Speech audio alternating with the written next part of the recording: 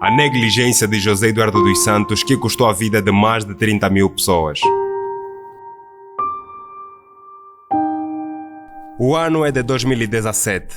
Após 38 anos a dirigir Angola com mão de ferro, José Eduardo dos Santos encontra-se na reta final da sua ditadura, mas este não vai partir sem deixar um rastro de fatalidade à semelhança do seu antecessor Neto. Mergulhado na corrupção até o pescoço, o regime do MPLA, encabeçado por Dos Santos, já havia pisoteado todas as linhas vermelhas relacionadas com a probidade pública.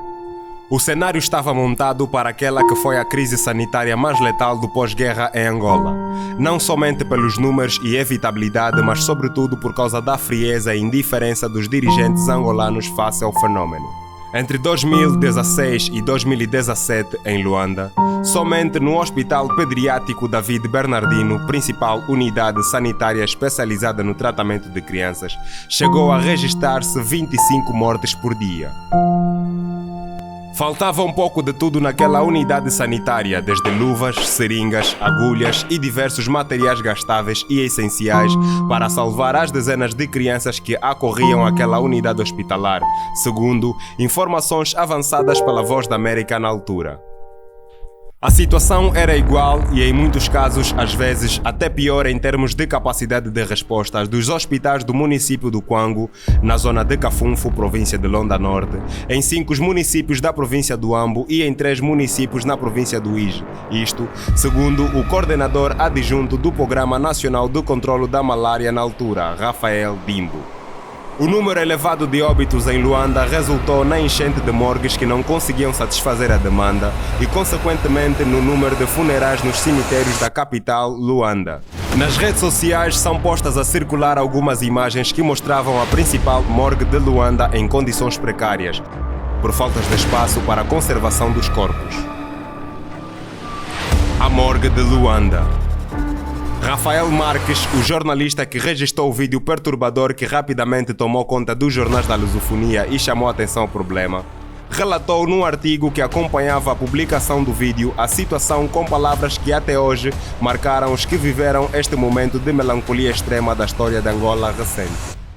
Corpos espalhados, a serem levados ao ar livre pelos familiares, vestidos, aprumados para o adeus final aos entes queridos. No chão, as águas não escorrem, misturam-se com sangue, com os plásticos abandonados, luvas, máscaras, panos, roupas retiradas dos mortos, há uma fossa entupida com água putrefacta no mesmo local. O jornalista concluiu dizendo: "O governo pode sonegar os dados, mas não há como esconder os mortos, basta contá-los um por um à saída. É a rotina na morgue do maior hospital do país." Segundo fontes do governo, a epidemia da febre amarela em Angola teve como balanço final um total de 884 casos confirmados e 381 óbitos distribuídos por 16 das 18 províncias do país.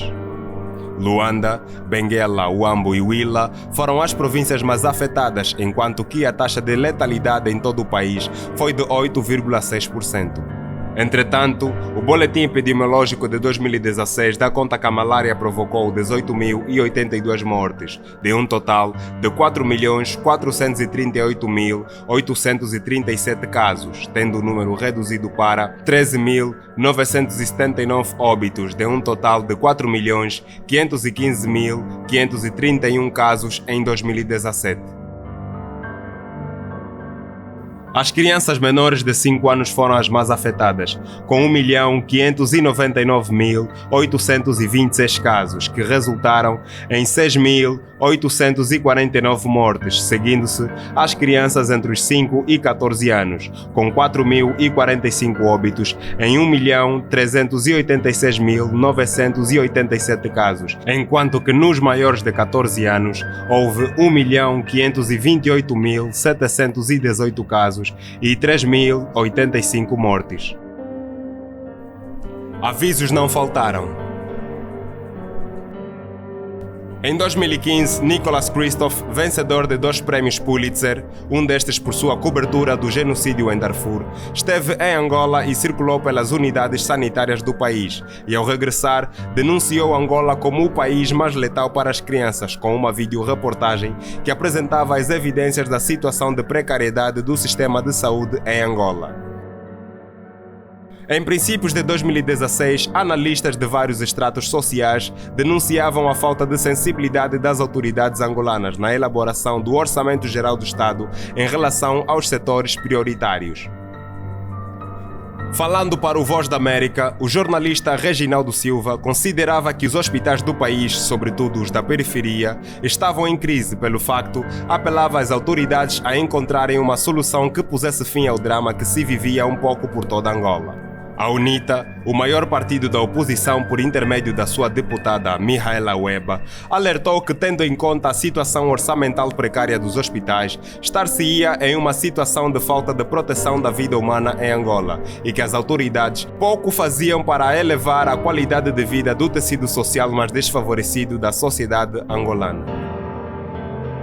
A letalidade do luxo na miséria. Com Isabel dos Santos na presidência da Sonangol, José Filomeno dos Santos à frente do Fundo Soberano de Angola e o povo morrendo de forma cinemática, chegava ao fim ao reinado da arrogância, indiferença e insensibilidade de José Eduardo dos Santos ao cumprir a promessa feita de não candidatar-se a mais um mandato como prometido em fevereiro do nefasto ano de 2017, que juntamente com 2016 entraram para a memória coletiva dos angolanos de forma mais negativa possível. Essa criança nenhum mal ela cometeu. Hoje, é quase consensual que as mortes provocadas pelos surtos seguidos da febre tifoide e malária tiveram como principal causa a crise de financiamento público. A partir de 2014 e 2015, os recursos previstos nos orçamentos dos hospitais começaram a ser cobertos a um nível que deixou de ser sustentável. O Orçamento Geral do Estado de 2015 cabimentou apenas 221 milhões de dólares para a saúde em Luanda, sendo que 133 mil dólares foram usados para combater a malária. Para o analista Faustino Mumbica, questões prioritárias ligadas à saúde negligenciadas em 2015 manifestaram-se em 2016. Para o analista, as más políticas do executivo de José Eduardo dos Santos impossibilitaram uma resposta à altura à situação. No mesmo ano, por exemplo, em que nós temos para toda a saúde, tivemos na saúde 221 milhões de dólares para o setor da saúde em Luanda, assim, o Presidente da República, a título pessoal, gastou qualquer coisa como 333 milhões de dólares. Assalto de angolanos ao Fundo Global de Luta contra a SIDA, Tuberculose e Malária. Segundo um relatório do Fundo Global de Luta contra a SIDA, Tuberculose e Malária, 3,8 milhões de euros do Programa de Combate à Malária em Angola foram desviados por 2 autoridades locais. Ao todo, o fundo atribuiu ao longo dos anos cerca de 100 milhões de dólares, cerca de 4 dos quais foram parar aos bolsos de altos funcionários do Ministério da Saúde da República de Angola. As acusações apontavam para a coordenadora financeira da Unidade Técnica de Gestão do Ministério da Saúde, Sônia Neves, e ao coordenador adjunto do Programa Nacional do Controlo da Malária, Nilton Saraiva, que, de acordo com a auditoria, ocultaram os desvios com a documentação forjada e informação falsificada para dar às transações uma aparência de legitimidade. Em 2018, Sônia Carla Neves e Nilton Saraiva dos Anjos foram condenados a 8 e 6 anos de prisão, respectivamente, com pena suspensa. No julgamento foi confirmado que Sônia Neves aproveitou-se da função que exercia na Unidade Técnica de Gestão do Fundo Global e cometeu crime de peculato por se ter apropriado de forma indevida para o seu benefício fundos destinados ao Programa de Combate à Malária, avaliados em 197 milhões e 580 mil kwanzas. O arguido Nilton Saraiva facilitou a realização da fraude em 125 milhões de kwanzas ao ter assinado uma confirmação do dinheiro depositado na conta do Programa Nacional do Controlo da Malária. De livre iniciativa, o co-réu Nilton Saraiva simulou a realização de um concurso público que ele mesmo aprovou, na qualidade de coordenador adjunto do Programa de Combate à Malária, e assinou um contrato no valor de 76 milhões de kwanzas a favor da empresa NC e NN Limitada, de que é proprietário, para o fornecimento do material publicitário. Nada muda. A febre amarela é uma doença hemorrágica viral transmitida pelo mosquito Aedes aegypti. Afeta as regiões tropicais de África e da América Amazônica. A vacinação é a principal medida de prevenção. A doença é fatal com cerca de 50% dos casos. 5 anos após a partida de José Eduardo dos Santos e com o MPLA ainda no poder, a malária ainda é a principal causa de morte em Angola. Só entre janeiro e maio de 2021, o país registrou 3.799.458 casos de malária, dos quais 5.573 acabaram em mortes. Todos os números aqui apresentados são números oficiais do governo e não incluem as mortes não registradas pelas autoridades do Estado, dado ao fenômeno dos cemitérios e enterros clandestinos que são um facto no país.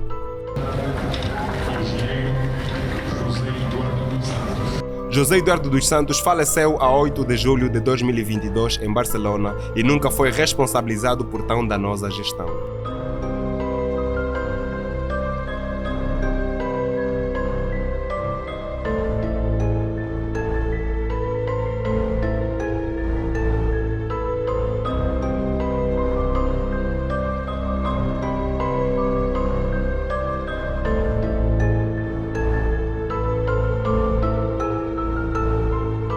E assim chegamos ao fim de mais um vídeo.